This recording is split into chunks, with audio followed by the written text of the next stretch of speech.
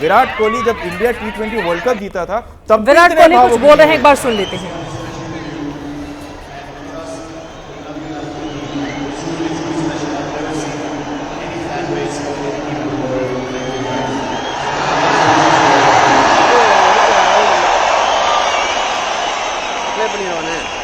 अंदर ये स्टेडियम के भीतर जो कार्यक्रम अभी भी चल रहा है, क्योंकि बहुत बड़ी तादाद में वहां पर लोगों की मौजूदगी है, जमावड़ा है, तो वो कार्यक्रम यथावत चल रहा है। लेकिन आप जरा सोचिए यहाँ पर कितनी बड़ी चूक हो गई, जिसके बाद 7 लोगों की जान चली गई। मासूम निर्दोष वो 7 लोग जो अपने खिलाड़ियों को देखने के लिए, एक महिला को किस तरह से एक व्यक्ति ने उठाकर रखा हुआ है, उनको भी चोटें आई हैं, उनको भी दूसरी जगह लेकर जाया जा रहा है। ये तस्वीरें आप देख सकते हैं। अलग अलग न जाने कितने ऐसे चेहरे आपको दिखाई दे जाएंगे। गणेश, अब सीधे आपके पास आते हुए क्या कोई और जानकारी मिल रही है?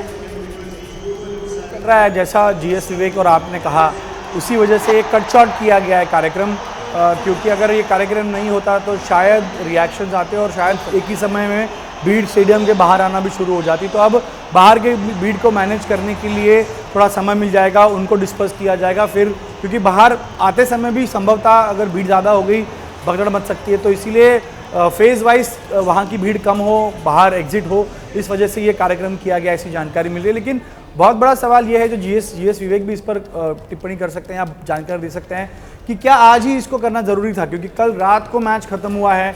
अगर आपको प्रॉपर मैनेजमेंट करना होता है तो समय देना पड़ता है, चाहे वो मैनेजमेंट हो, चाहे वो पुलिस प्रशासन हो, गवर्नमेंट हो। अगर ये कार्यक्रम आज की जगह कल किया जाता तो शायद बैरिकेड्स लगते, रूट डिसाइड होता, एक्स्ट्रा फोर्सेस मंगाई जाती, रूफटॉप बस का इंतज़ाम होता और सबको समय मिलता प्रॉपर मैनेजमेंट करने का। लेकिन इतनी हड़बड़ाहट में और इतनी जल्दबाजी में कार्यक्रम किया गया कि एयरपोर्ट से लेकर यहाँ तक कोई मैनेजमेंट, कोई तैयारी दिखी नहीं।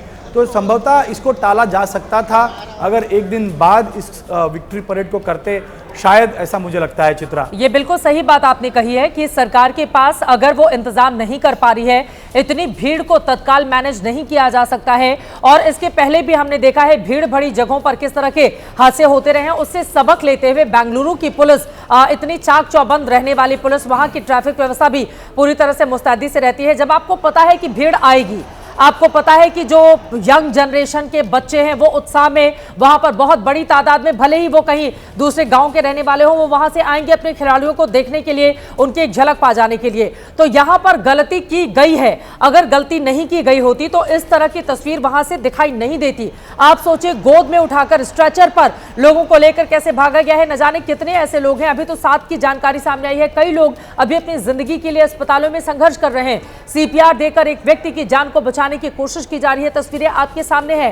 क्या इसको और बेहतर तरीके से किया जा सकता था? आप जरा सोचिए, 18 सालों के बाद जो टीम जीतती है, जिसमें विराट कोहली जैसा खिलाड़ी होता है, उस टीम को सेलिब्रेट करना होता है। बेंगलुरु जैसे शहर में सेलिब्रेशन का आयोजन होता है और वहां पर इतनी बड़ी चूक कि वहां पर रोकने वाला लोग एक दूसरे के ऊपर कुचलते हुए आगे बढ़ रहे हैं। उनको रोकने वाला वहां कोई एक, आप बता दीजिए, कोई भी एक पुलिस वाला आपको दिखाई दे रहा हो। ये जो ऊपर की तस्वीर है उसमें गौर से आप देखेंगे, एक पुलिस वाला भी आपको दिखाई नहीं देता है और लोग को एक दूसरे को कुचलते हुए आगे की ओर बढ़ जाते हैं ताकि वो अपनी जान बचा सकें। विवेक, कोई और जानकारी मिल रही है? और जो सवाल उन्होंने खड़े किए हैं, रात में खत्म हुआ, 18 साल के बाद आप जीते, आपके पास समय कम था, आयोजन कराने के लिए आपको यकीनन तैयारी की जरूरत पड़ती है।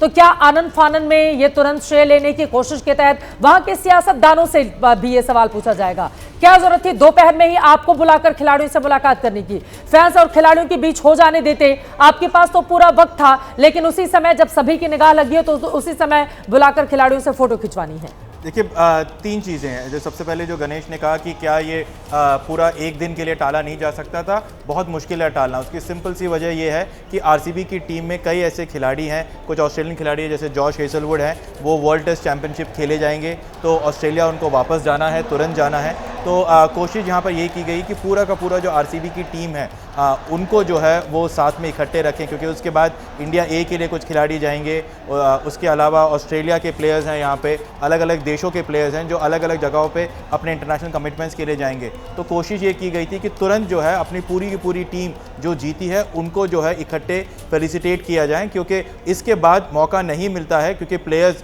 ऐसा नहीं है कि ये कोई स्टेट की टीम है, ये आरसीबी की टीम है, जहाँ पर एक ऑस्ट्रेलियन भी है, एक न्यूजीलैंडर भी है, एक आपके पास जो है दिल्ली का प्लेयर भी है, एक मध्य प्रदेश का प्लेयर भी है। तो हर तरीके के प्लेयर्स यहाँ पर आते हैं और वो एक आरसीबी की फ्रेंचाइज का टीम बनता है, तो इसीलिए आप उसको डिले नहीं कर सकते हो, पहली चीज़। दूसरी चीज़ कि ये आनंद फानन में नहीं किया चित्रा, मैं बार बार ये कह रहा हूँ कि जब भी ये आईपीएल का फाइनल है और आरसीबी को इतने टाइम से इंतजार है, जब वो फाइनल में वो पहुंच चुके थे, 5 दिन पहले वो फाइनल पहुंचे थे। सिर्फ पंजाब किंग्स ही वो टीम थी जो फाइनल से 1 दिन पहले वहां पर पहुंची थी फाइनल में। उनको पता चला कि वो फाइनल खेल रहे हैं, आरसीबी को पहले से पता था और उनको पता था कि 18 साल का इंतजार है, 18 जर्सी नंबर है विराट कोहली का, तो जो पैशन फैंस के अंदर है वो कितना ज्यादा होगा ऐसा एस्टिमेट नहीं किया। अगर वो तो क्या मतलब राजनीतिक कार्यक्रम जो हुआ अगर वो टाल दिया गया रहता तो ये पुलिस का डिप्लॉयमेंट एक ही जगह होता जहां पर भीड़ आ रही है, उसको आसानी से मैनेज किया जा सकता था? देखिए सीधी सी बात है कि यहाँ पर ये एडमिनिस्ट्रेशन का फॉल्ट है। उन्होंने आज अभी भी डीके शिव कुमार का बयान आया है कि विक्ट्री परेड को हमने इसलिए कैंसिल कर दिया है क्योंकि बहुत ज़्यादा भीड़ उमड़ गई थी। पहले ट्रैफिक पुलिस कहता है कि विक्ट्री परेड नहीं होगा क्योंकि ट्रैफिक कंजेशन की वजह से सिटी में हम ये अलाउ नहीं करेंगे। उसके बाद आरसीबी कहता है कि नहीं विक्ट्री परेड तो होगा और वो अपने आप जो है टाइमिंग के साथ डाला जाता है कि 4 बजे यहाँ पर होगा, 3 बजे वो मिलेंगे, 4 बजे विधानसभा में होगा, फिर 5 बजे और 6 बजे चिन्नस्वामी में होगा। ये पूरा कार्यक्रम वो ट्वीट करता है और उसके बाद कन्फ्यूजन ये होता है कि कहाँ जाएँ, किधर जाएँ, कैसे देखे खिलाड़ियों को। वहाँ जाते हैं तो वहाँ पता चलता है कि वहाँ टिकट है और टिकट मिल नहीं रही है क्योंकि वहाँ पर पहले से भीड़ बन चुकी है। तो हर मौके पर अलग अलग तरीके से होता है। इतना टाइम ज़रूर था कि आप इस क्राउड को मैनेज कर सकते थे। आप इस पूरे के पूरे जो एक रूट है, आपको पता है कि एयरपोर्ट पे आएंगे, अगर एयरपोर्ट से आते हैं एक अलग एग्जिट से उनको लेके आया गया, आपको पता है यहाँ से यहाँ तक लेके जाना है, तो आप वो रूट को सैनिटाइज करेंगे। स्टैंडर्ड प्रोसीजर्स है, प्रोटोकॉल्स है।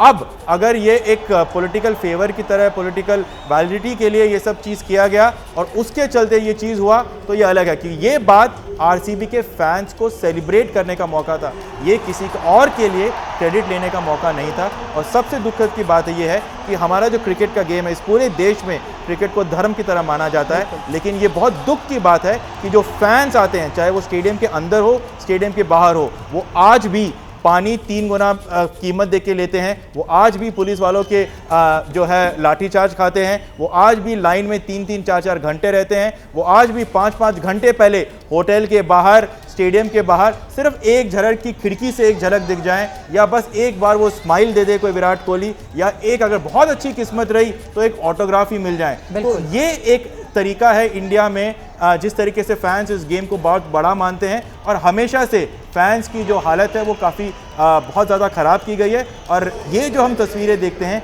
ये एक बार फिर ये बयां करते हैं कि किस तरीके से हम फैंस को, चाहे वो मैनेजमेंट हो, चाहे वो एडमिनिस्ट्रेशन हो, किस तरीके से वो टेकन फॉर ग्रांटेड लिया जाए। ये बिल्कुल सही बात आपने कही है और इस बारे में सोचना भी होगा आईपीएल से जुड़े हुए तमाम लोगों को जो इसके लिए जिम्मेदार और जवाबदेह हैं, या फिर बीसीसीआई को भी, कि फैंस के लिए आप उस तरह की सहूलियत, क्योंकि उन्हीं की वजह से क्रिकेट इतना बड़ा हुआ हिंदुस्तान में, लोग धर्म की तरह पूजने लगे।